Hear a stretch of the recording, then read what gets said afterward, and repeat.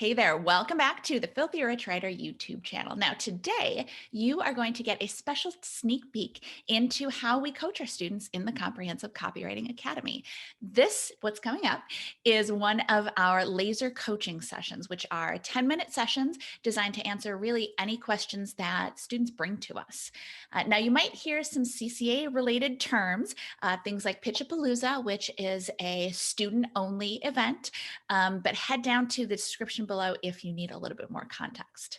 Now, our students are all in different states of learning copywriting and starting their careers and building their careers and all that kind of thing. And also, some of them want to be freelance, some of them want to be part-time, some of them want to be on staff. So you are going to hear a variety of different questions related to copywriting, business, all kinds of stuff. But I guarantee it's all going to be pretty helpful. So if you want to check out any other topics we cover, make sure you subscribe to the Laser Coaching playlist. Exciting, right?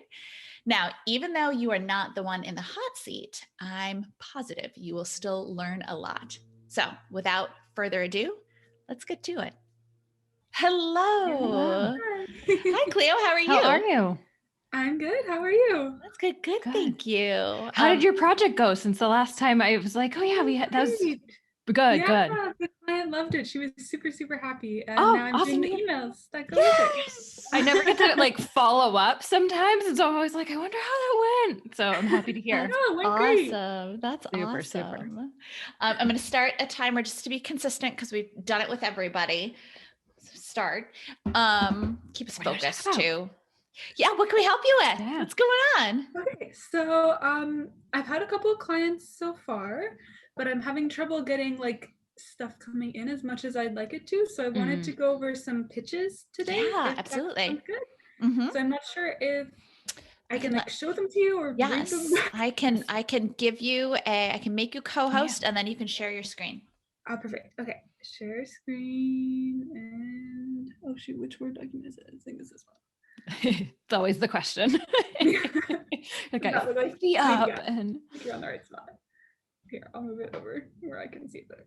Perfect. And we'll read it out loud just so Oh yeah, for the podcast. Use it on podcast so people can benefit from. Yeah. So subject line is overloaded science fluent copywriter offering a helping hand, or excuse me, offering a hand. I don't know why I added that in there.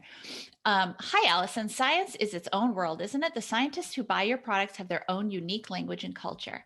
As a copywriter, I excel at empathizing with diverse groups of people, forging connections and sparking real emotion. And with a master's in biology, I easily understand scientific jargon and can communicate seamlessly with researchers, teachers, and scientists at any level. So I have to say that right off the bat, this feels like a pitch. And you don't want it to feel like a pitch, right? Okay. We want it to feel very much like it's like, hey, just dropping you a note to be like, I love what you do. I had an idea for you and I had an idea for you and it's something I can help you out with. Love to jump on a call with you.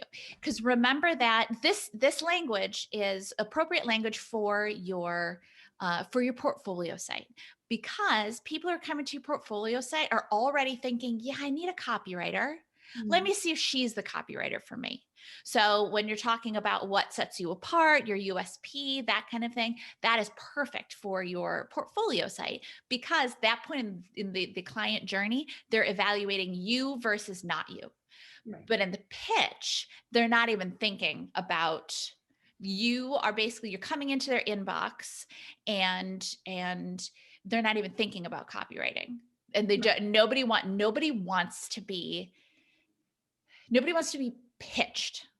But I know we'll say clients want you to pitch them, and they do, but they want to be pitched in a way that feels like, hey, that feels very easy and very light. Like, hey, I have an idea for you. And if you like that, then I'd love to talk about it with you.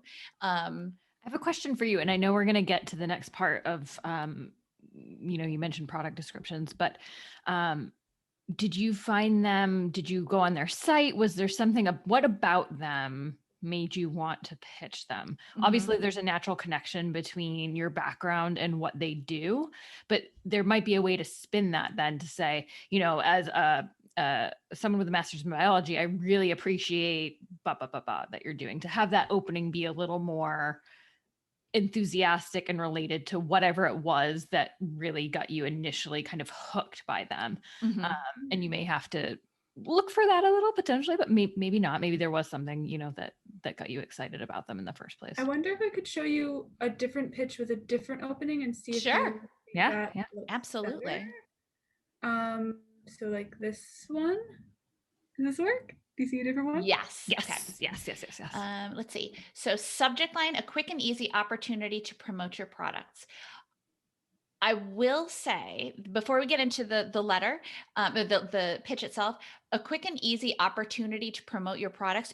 I understand its benefit, focus, which is great, but a quick and easy opportunity sounds spammy to me, right? It sounds It's that very word, the sales focused. opportunity. Yeah. Yeah, and quick and easy, and I mean, quick and easy is good. But yeah, I think the combination of quick and easy opportunity, it sounds like you're trying to sell them, right?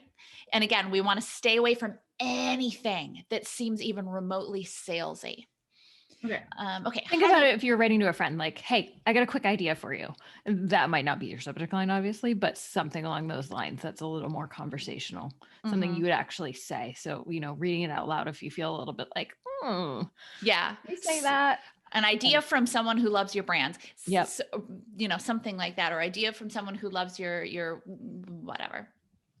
Not necessarily just that. There's certainly 10,000 different iterations of a subject line, but you really want to evaluate it with an eye to, is this going to sound salesy? Because salesy means that we're asking for something from somebody, right? Like, I'm trying to sell you, I'm trying to get something from you. And that's the exact opposite of how we want to show up in their inboxes. We want to show up as if we're giving, value focused first. Okay, so hi Luna team. I love your nursing and maternity collection. As a nursing mom myself, I know how essential good clothes are to this busy time of life, and I admire your mission to bring together the best options out there. I love that opening. Like Kate was saying, it's genuine and it's enthusiastic, and you are saying that you use their products, and so you know them. I think it's a great opening. Good work. I signed up to your newsletter to stay in touch with you, and I noticed that the page after I subscribed just said, your subscription to our list has been confirmed. Thank you for subscribing. As a copywriter, I know what a great opportunity this page is. You have a potential customer who's interested enough in the company to sign up for the newsletter, and you know she's going to be looking at this page. Have you considered adding some more copy there to encourage the potential customer to go back to your site? A small change can make a big difference in the number of your potential customers who return to the site and buy. If you're interested in this idea, I'd love to discuss my suggestions with you in more detail. Would you be free for a quick chat later this week? I think this is Love it. much more value focused, much more focused on them, right? On, hey, here's what I can do for you. I might even go in there and have you considered adding some more copy there? I might even try a version where you even get a little bit where Specific. you get specific, a little bit more specific about the benefit, and a little bit more specific about like I'd want a little bit more punch in exactly how it's going to benefit. Like, Yeah, the more copy is, I like that you're not giving away, you don't want to tell them what you would do exactly. But more kind of a little bit more of a pointed idea of the type of direction that they could go, if that makes sense. I do have to say though, I love the have you considered, because I think it's a nice nod to the fact that, hey, maybe they already did consider it, and you're acknowledging that, you know, they're not dumb. You know, I feel like it's much more of a partnership feel. So I love that word choice. I wanted to point that out. Yeah. Even have you considered something like, you know, this would be a great place to do this, and that would, I would just go even a little bit, because remember that the idea is half of it, and the benefit is the other half. Because, you know, a great idea is important, but it might not be enough for them to be like, yeah, it's a good idea, we should do it at some point. But then say, okay, this is a great idea. We both know it's a great idea, but here's why it's going to benefit you and why you should be doing this right away. This is a low-hanging fruit. This is an easy opportunity. And if you're interested in this idea, I'd love to discuss my suggestions with you in more detail. I almost don't want you to say suggestions, because, and I understand that that's kind of a softer word, but at the same time, you're offering them a gift, but you are an expert. You are a copywriter. So I would like it. I would like it. What I might think about is maybe just like, I'd love to discuss this with you and a few other ideas or something like that.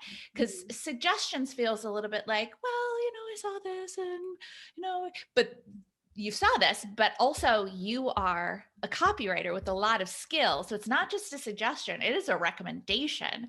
I wouldn't necessarily use recommendation, of course, but I think owning just a little bit more the fact that it is a good idea, like it is a legitimately excellent idea that could have a big impact on their business, a small change with a big impact on their business. I think just owning that a little bit more. Does that make sense? I want to make sure I'm not giving you two different pathways to go down. Yeah, that makes a lot of sense. And do we have the only other small thing I might do too, would you be free for a quick chat? I might give them a little bit of time because, things, depending when you send it. So for example, I know later this week, maybe it takes them a week to actually dig out their email and process it and look at it. So potentially even looking, say, hey, are you free next Tuesday at 9 a.m. or 12 p.m. or, lunchtime or whatever it is? Give them an actual time and then go from there. Let them, take a little bit of work out of the process. And if they aren't available, then they can suggest another time, but at least you're doing that initial step. So it's not as broad. Sorry, I know you're going to say something and I cut you off. No, that's great. Thank you. Yeah, that's awesome. Perfect. Yeah, I think I understand the direction that you went in for the first one. But take off that marketing hat and just put on the enthusiastic consumer who happens to also be a really skilled copywriter. Does that make sense? Yeah. Thank you. Thank you. That was great. Good. I'm so glad that was helpful. Yeah. All right. Well, thank you for joining us. I hope this. Yeah, send them and keep us posted. I want to know. Post in the group if you end up sending them and see what happens. Yeah. Yes, please do. Great. I get invested. I'll be like, wonder what happened to her pitch. Awesome. Thanks, Cleo. Thanks so much. Bye. Bye. Thanks for watching. Make sure you don't miss any tips, tools, or tactics for copywriters by clicking subscribe right now. And of course, you can always find us over at filthyricwriter.com. We'll see you next time.